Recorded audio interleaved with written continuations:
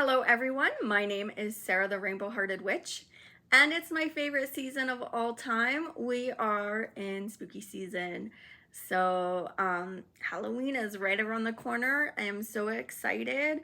I figured today would be such a fun time to swatch my Creepy Cute 1 and 2 palette by Shroud Cosmetics and my Cute and Creepy Tarot deck by Misha. So I use this for a week, and this is one of my new favorite decks. I love it. It's definitely cute and creepy. So I have my eye makeup on today is the Creepy Cute. I use colors from both palettes. Let me open this up. I'll be comparing the two. You know, when I put these fake nails on, I didn't think about how difficult it would be to swatch makeup.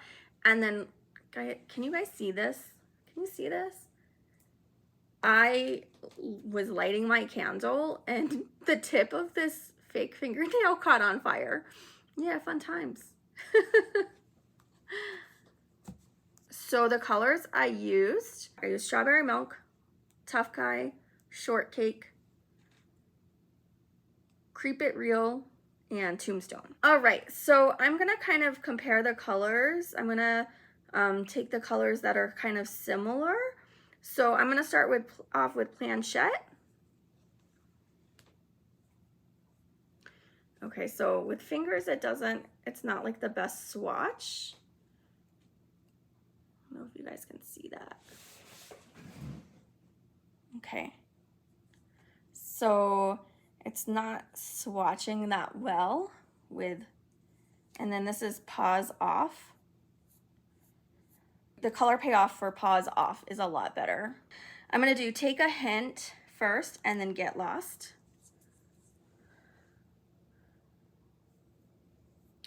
Oh, I really like that. Take a Hint.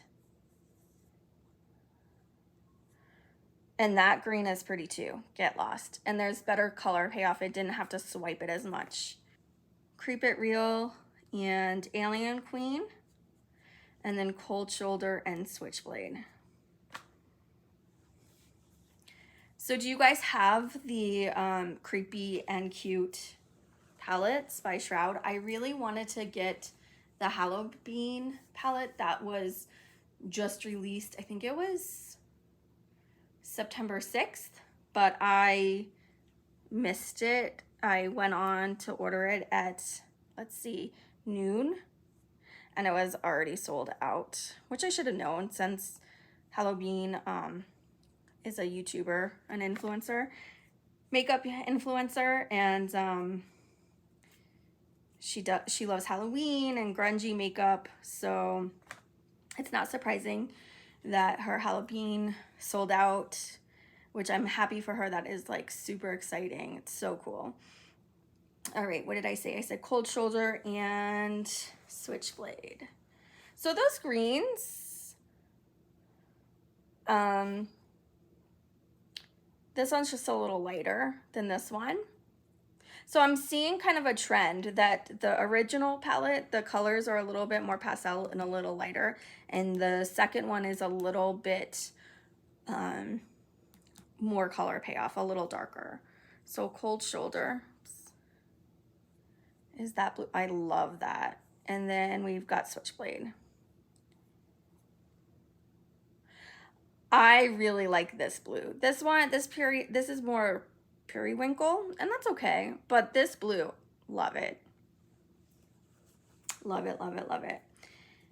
And let's see, you know what? I know these colors are not very similar at all, but I'll do Third Eye and Shortcake. So I'm gonna do it above the purple. Third Eye. Yeah, that's really, really light. And then, let's see. Shortcake. Yeah, so Shortcake is a red. It's a bright red. It's really pretty. It's fun. All right, so these are the similar colors. And like I said, the first ones are lighter than the ones from the second palette are a lot like darker. and maybe brighter. I can't believe I got that nail on fire. Oh, fake nails, so much fun. Now, I didn't use my finger to apply my eye makeup this time. I usually do, but I used a brush. I used brushes to apply my eye makeup, which I actually like old-fashioned finger. I feel like using your finger, you can get a lot more on your eye. Now, with using the brush, Tombstone was really, really spotty. I had to go in with my finger and reapply it. It just, with the brush, super spotty. The other ones that I used, which was, I said Strawberry Milk, Tough Guy, and Shortcake.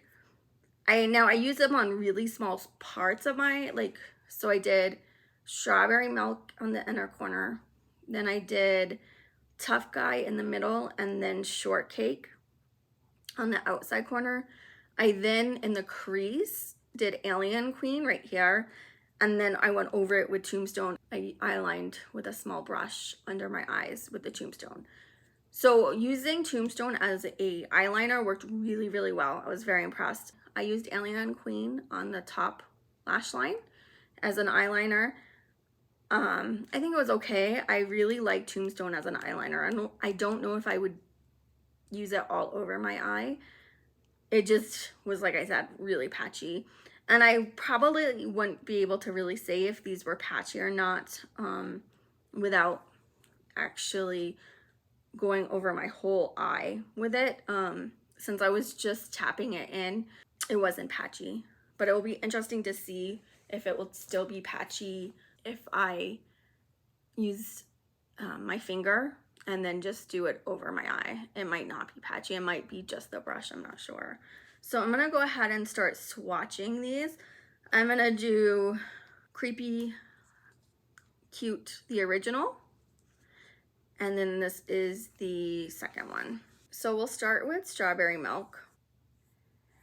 So yeah, Strawberry Milk just really disappears into my skin tone. Take a hint. I love that green. Void, which we know is going to just be black. Third Eye. That's a really pretty orange. The makeup is staining my fingers. Look at that. So we left off on Cold Shoulder. Oh yeah. Creep It Real. I really like Creep It Real. Creep It Real Planchette. So that purple is okay. It's a little light for me, but that's okay. And then Tombstone, which, like I said, I like it as an eyeliner. And it doesn't look too patchy there, so maybe it will work with your finger. Now I'm going to go to Creepy Cute 2. I'm going to start with Paws Off. Oh, I love that purple. That one I like better than Planchette. And then Tough Guy. Get Lost.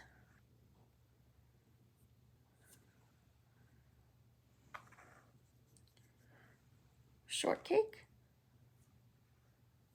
I like the red Shortcake. That is super cute. I'm still happy I got my Melt Cosmetics palette with the red. I like how kind of like darker toned that it's more of like a jewel toned. And this is just like a really bright red, which is nice. Then I'm going to go to Switchblade.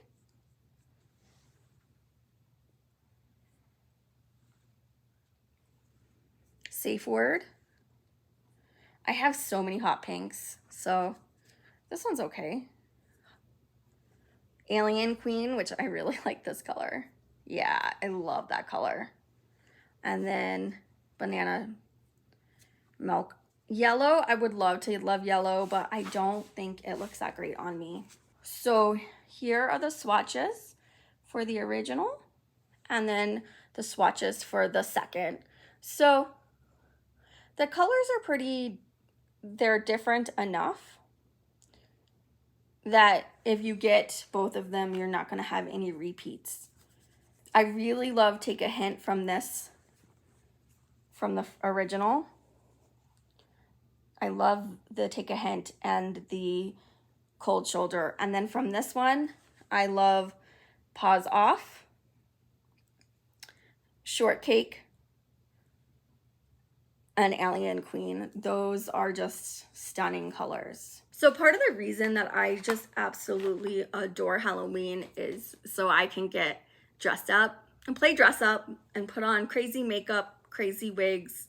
I love putting on fun wigs and fun makeup. For me, I don't wear makeup every day. I don't feel the need that I have to wear makeup.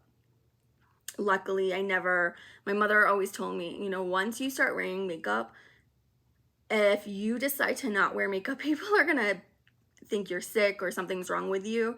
So just don't wear makeup every day. So I don't. I wear makeup for special occasions, for going out on date night, for YouTube, because it's fun. For me, makeup is about self-expression and having fun. For me, if I had to do makeup every day, it would become a job like anything else. Now, I had my 2-year anniversary the beginning of September, and I'm not going to lie, I'm getting a little frustrated with YouTube. I can't crack the algorithm. I feel like I've been putting up really good content, and I'm getting frustrated, and I know I should probably just take a break. I'm trying to upload twice a week, give you guys interviews. Like, I'm having a blast. Like, I'm having fun. Yet now that this is my full-time job, I am getting a little frustrated that I can't get more views on my videos. But I appreciate everyone who subscribed to me and has been watching and liking. So even since the beginning, or even if you're new, like, I appreciate you so much. I want to keep having fun with it. So we'll see. I don't know if it's because I like to have fun with hair and makeup I don't know if that puts people off, if they think that I'm not serious, or I'm not sure what it is. I would love to hear your thoughts of what I could do. What would you guys like to see more of? What would you like to see less of? What do you think it is that's hurting my videos? I was watching upcoming tarot releases and oracle releases on a channel, and I saw that Creepy Cute Tarot by Misha. She was coming out with an oracle deck. Now, I had never heard of Misha before or seen her tarot deck. When I saw the oracle deck, I was like, oh my goodness, that looks amazing. I have to get it. I want to go on Kickstarter. I missed the campaign by 4 days. Luckily, she had a link to her website, so I ordered her Cute and Creepy Tarot, and I have to say I love it. So I bought the tarot book and the guide with it. With the order came a sticker. And look at how cute her little business cards are. I love her business cards. These are adorable. So the many arms of Misha, she's a fine artist, illustrator, and tattoo artist. So you can see her info here, and I will link it down below as well, and on both. And I really love her business cards. They are cute. And I'm always a sucker for stickers, so I will definitely be sticking this somewhere. So the deck came with 78 cards and this little, hi, I am Misha, a professional tattoo artist and fine artist. My fascination with the tarot, my obsession with monsters, and my love of the cute and creepy all came together to create this deck. I hope you enjoy it as much as I enjoyed making it. Look at the backs, you guys. These are adorable. As soon as the cute and creepy oracle comes out, I'm buying it.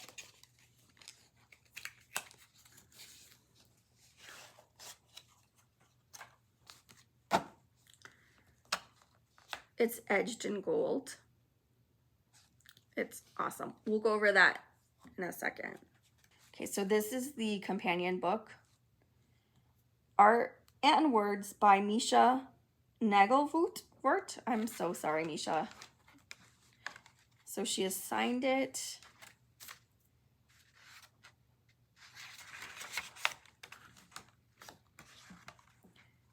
So this was self-published in 2018.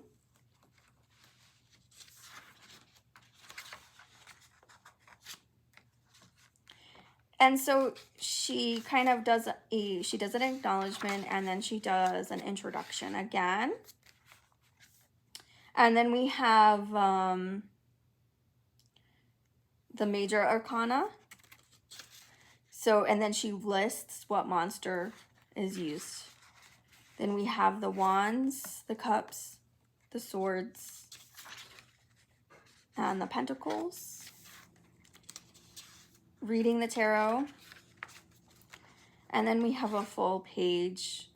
She has a card meaning, the reverse symbols of the card, and then the creatures. So for the Fool, she uses Doromeki, a Japanese yokai, Fu dog, China, Shishi, Japan as the dog. She says she chose, I don't want to say it out loud because I'm going to, this as the Fool because I like the idea of her looking upon the world in wide-eyed innocence with her many eyes all open for new experiences.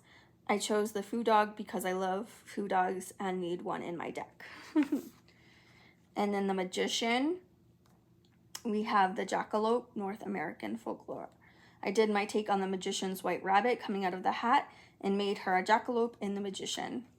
So you can see we have the swords, pentacles, cups, and okay, this is my favorite suit in this deck. I love the wands are paintbrushes. I love that. It just really captures the energy of the cards, the creativity, and it's wonderful. I love the wands in this. So you get the idea. The book is, oh, and she has even a tarot layout in here, the 3-card. It's 89 pages.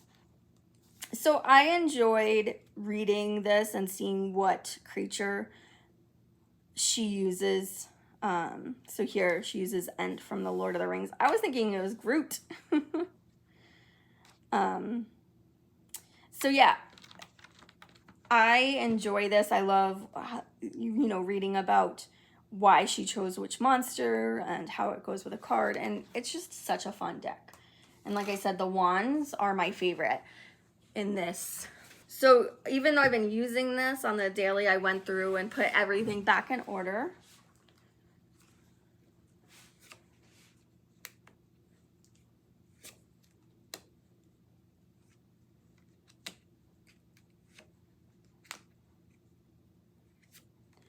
I love that she has all the symbolism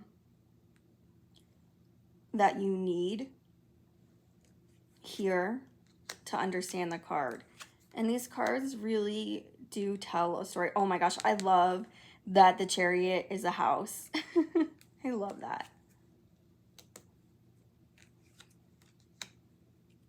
So she's captured the symbolism. She has symbolism in here. The artwork is truly cute and creepy. As I've noted in another video, I like using this deck for shadow work because there's nothing super scary in here.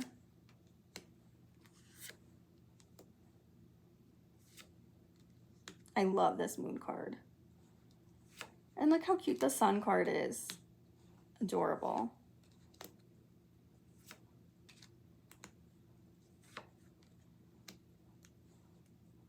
I love that we have the waves, the ocean coming out of the cup. And the mermaids. See, it looks like a monster from the Black Lagoon or something. I'm not sure, but it's still cute. Creepy and cute.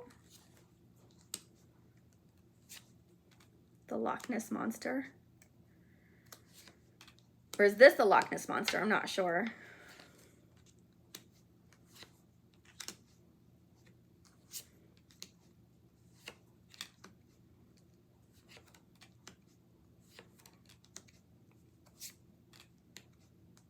And then here's my favorite, the wands. I love that we have, for the cups, you had the waves coming out, and for the wands, you have the fire. So that it's like the fire of creation, the agency of, you know, if you get a wand, things are going to happen fast. This cute little devil painting with fire. Same with her.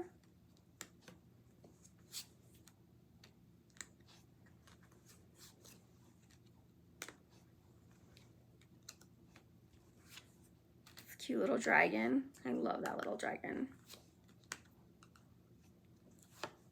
This cute witch.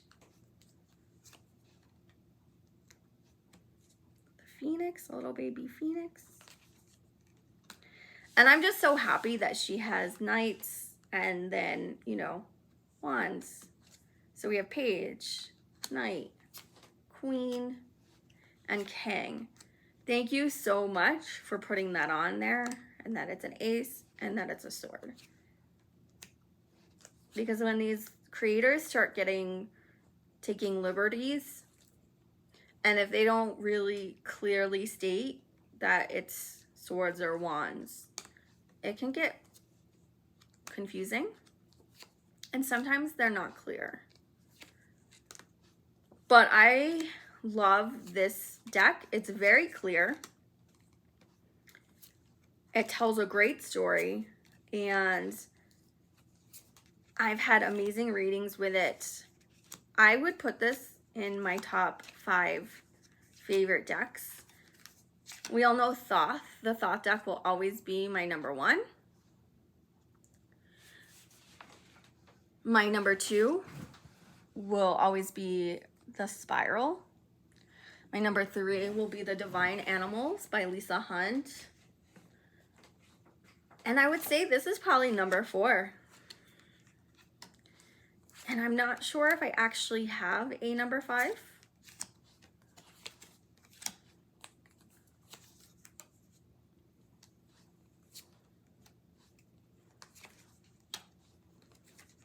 What are your top 5 favorite decks?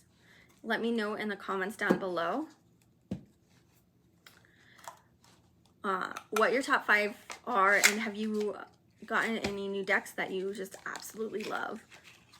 I'm just really happy that this indie deck has restored my confidence in indie decks, because the Prism Tarot kind of took away my confidence. I am not a fan of that one. I've found that I do not like minimalistic decks. So if that's a lesson I had to learn with that, so be it. I just wish it wasn't such an expensive deck that I had to learn it with, because indie decks are expensive. They're an investment. And I love supporting artists. As you all know, my husband's an artist and he is taking commissions. So if anyone wants to commission him, you guys can check out his website online on Instagram. I always link it in my description box, so you guys can check out his art, and he is taking commissions. Since we're both self-employed and I am open for business for taking tarot readings, I do have some new ground rules. Number 1, I will not be doing any readings about twin flames. Number 2, I will not read about anybody else. If you want to know how they relate to you, or how you are, like where your relationship's going, that's one thing. But if you have a question about how is that person doing, or what's going on in their life, I won't do that. Those are the 2 main things. No twin flames, and I'm not gonna spy or, you know, look into somebody else's life. If they have a question, they will have to contact me and set up a reading for themselves. I just don't do third-party readings. So if you have a question about your life, I can do that. If you want a regular, relationship reading, that's fine. No twin flames. And a video will be coming, probably not for a few months, but I'm gonna do research. I wanna research about twin flames, where this concept really came from and why it's so prevalent. I do not support the notion of twin flames. I think that it's very problematic. It's just one of those new age concepts that I cannot get behind. It does not resonate with my soul, just as the law of attraction. I have major issues with the law of attraction as well, but maybe that's why I have low video counts. I'm not into a lot of the trendy catch-all things. Do I think that maybe there could be some good ideas in some of those? Maybe. However, I feel like especially the law of attraction was a marketing ploy, and then it just really supports people who are in first world countries. So it's pretty problematic. Consumerism is a real problem, and I feel that the law of attraction kind of goes hand in hand with that. It's like a capitalistic societies. It doesn't feel new and fresh. So New Agers talk about the new earth, and I don't see how the law of attraction fits in. So if anyone can tell me how the law of attraction fits into the new earth, where the vibration's supposed to be higher and you have everything you need. To me, the law of attraction is about I want, gimme, where, twin flames can be used to be like, I'm incomplete and I need to find my other half. No, you're a whole human being. You're not missing anything. If you feel you are, you can go see a shaman and they can retrieve your soul fragments that have broken off, if you believe that, if you really believe you're not whole. But you are whole, and you can do the work and do that yourself. But I know that with healing, it is nice to have someone facilitate that and help hold space. It's wonderful. I just have a problem with certain ideas within the New Age community, and that's why I call myself a witch, because I feel like witchcraft is more grounded. It's more about embodiment, as Gloria stated in her video, and what she works towards, where I can get behind that. I can get behind grounding yourself within your body, grounding, centering, becoming more human, becoming like getting in touch with your true self. Now, I always thought being emotionally intelligent was about being able to read other people's social cues and realizing how they're feeling and taking that into account. That's part of it, but the other part of it is, how do you feel? What are you feeling? Are you happy? Are you sad? Do you need to go take a break? Do you need to go walk outside? These are things that we are taught to turn off by sitting in school and then being in work. And now that I am self-employed, I find myself like, I'll be sitting editing a video and my body's hurting. And I had told myself, I'm gonna take breaks. I'm gonna do laps around the house. Well, I haven't been doing that. And we haven't been walking. Like when we first started, we were getting up in the morning, working out, having breakfast, working, taking a break, working, going for a walk. And that was great. I felt wonderful. But as time is going on, I'm finding myself falling into my own bad habits. I always worked in offices where I was micromanaged. And I would always tell them, you don't need to micromanage me. I micromanage myself enough. I don't get up to go to the bathroom. I don't get up to stretch. I don't get up to go talk to people. And I would say that's my bad habit. And I'm catching myself doing that here. And it's like, it's not healthy. I really need to set that in my mind, like, okay, when your body starts hurting, get up and take a walk. I know this video is kind of all over the place. Thanks for sticking with me.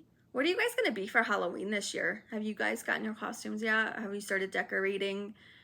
I have this runner out and that's about it. And then of course I have regular Halloween decorations that honestly I leave up all the time.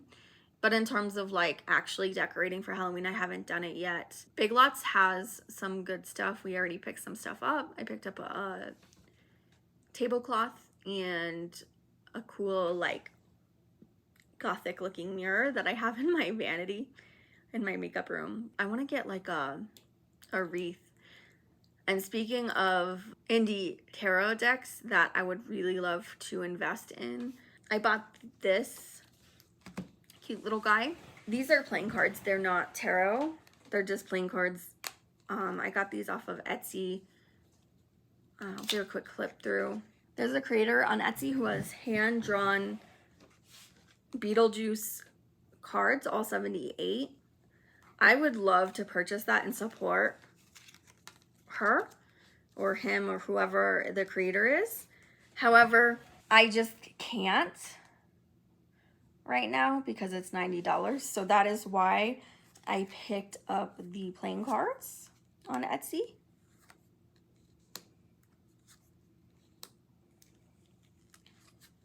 So you can give readings for people with playing cards.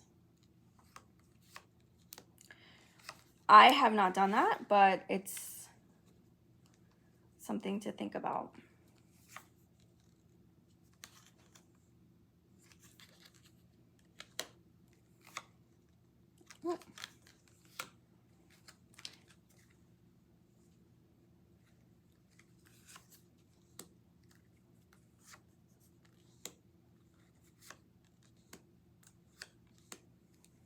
I love Lydia Dietz so much. I think I want to be either her or Rainbow Bright for Halloween this year. I think either one would be a lot of fun. What do you think I should be? Should I be Lydia Dietz or should I be Rainbow Bright? Let me know in the comments down below.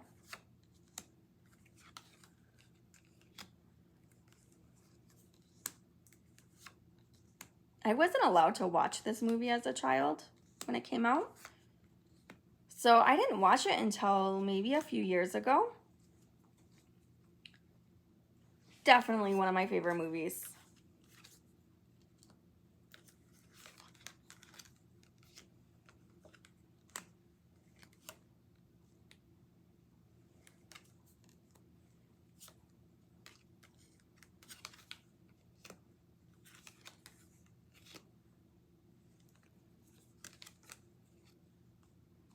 But I can see why my parents didn't let me watch this.